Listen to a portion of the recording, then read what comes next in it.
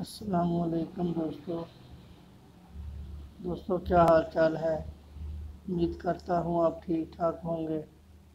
دوستوں آج بہت ہی زبردست ایک سٹوری لے کے آپ کے سامنے حاضر ہوا ہوں۔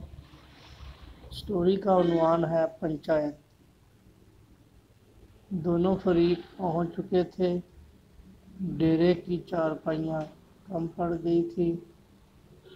ملازم ڈیرے کے کمرے سے میں پڑی 2-4 کرسیاں بھی اٹھا لایا۔ اسی دوران ہی چوری صاحب دھوتی کرتا پہنے، حقہ ہاتھ میں تھامے سلام کرتے ہوئے جج کی کرسی کی طرح سامنے رکھی چارپائی پر بیٹھ گئے اور اپنے ملازم بوٹے کو آواز لگاتے ہوئے کہا، بوٹے، سب کے لیے فرسٹ کلاس سی چائے لاؤ۔ جس بھائی نے حقہ کا کش لگانا ہو وہ بھی میرے ساتھ بیٹھ سکتا ہے۔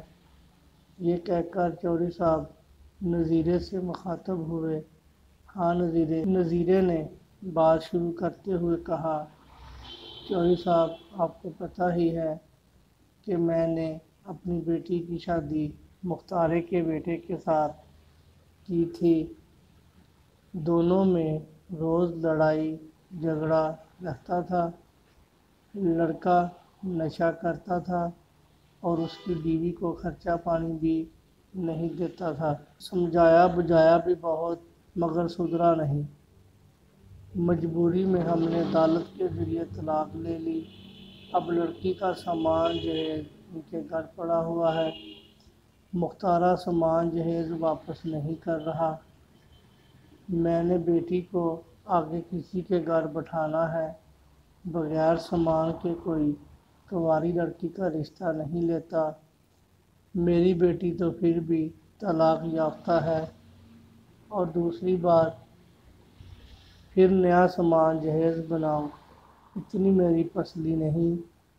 چوری صاحب نے حقہ کا لمبا کش لگاتے ہوئے کہا، طلاق تو عدالت سے لی گئی مگر سامان جہیز عدالت سے کیوں نہیں لیا؟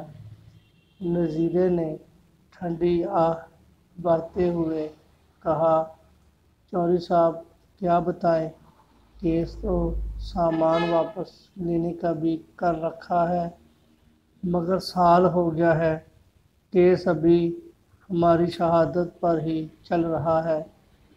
اور مختارہ کہتا ہے، ابھی تو فیملی کورٹ میں کیس ہے، پھر session court, high court, supreme court میں تمہاری زندگی رول دوں گا، برباد کر دوں گا مگر سامان نہیں دوں گا۔ طلاق یافتہ بیٹی گھر بٹھا کر میری ایک ایک رات سال کی طرح گزر رہی ہے۔ چوری صاحب مجھ پر نیکی کر کے سامان واپس دلوا دیں۔ نظیرہ تقریباً رو ہی دیا تھا۔ چوری صاحب پھر مختارے سے مخاطب ہوئے، ہاں مختارے، تو بول، تو کیا کہتا ہے؟ مختارے نے عدالت میں دیے گئے بیان کی طرح کہا، چوری صاحب، ہمیں تو کوئی سامان ملا ہی نہیں، اور باقی یہ خود ہی عدالت میں گئے ہیں، عدالت سے ہی کروائیں فیصلہ اب۔ چوری صاحب نے مختارے کی جانب گوری ڈالتے ہوئے کہا، زیادہ چالاک بننے کی ضرورت نہیں، یہ کوئی عدالت نہیں، اور باقی مجھے سب کچھ سچ سچ اگلوانا خوب اچھی طرح آتا ہے۔ اگلے ہی لمحے مختارہ سب کچھ سچ سچ مان چکا تھا اور سامان واپس کرنے پر بھی رضامند ہو گیا تھا۔ اسی دوران ہی چائے آ گئی۔ سب معاملہ نپٹا کر چائے پینے لگے۔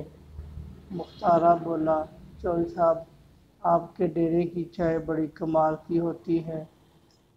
چوری صاحب کہنے لگے، کل ہم سب تمہارے گھر کی چائے پینے آئیں گے، سامان بھی تیار رکھنا۔ اگلے دن مختارے کے گھر میں سامان وصول کروا کر چوری صاحب نے نظیرے کو کہا، اب عدالت جا کر اپنا کیس واپس اٹھا لاؤ۔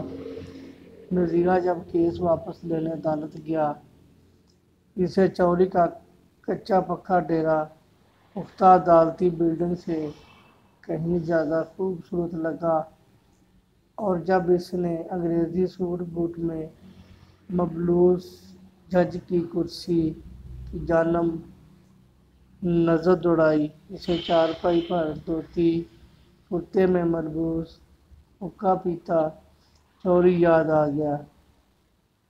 وہ سوچنے لگا، جج تو چودھری ہوتے ہیں، سردار ہوتے ہیں، عدالتوں کے بہو ہوتے ہیں، تاریخیں دے کر تنخواہ وصول کرنے آتے ہیں۔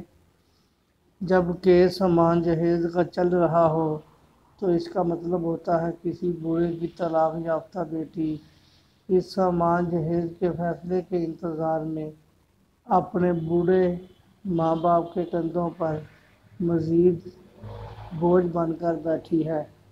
خدا را، ایسے کیسوں کے فیصلے جج بن کر نہیں، چودھری یا سردار بن کر دیا کرو۔ دوستو، یہ تھی میری سٹوری۔ امید کرتا ہوں آپ کو بہت اچھی لگی ہوگی۔ اب میں اجازت چاہتا ہوں۔ السلام علیکم ورحمۃ اللہ وبرکاتہ۔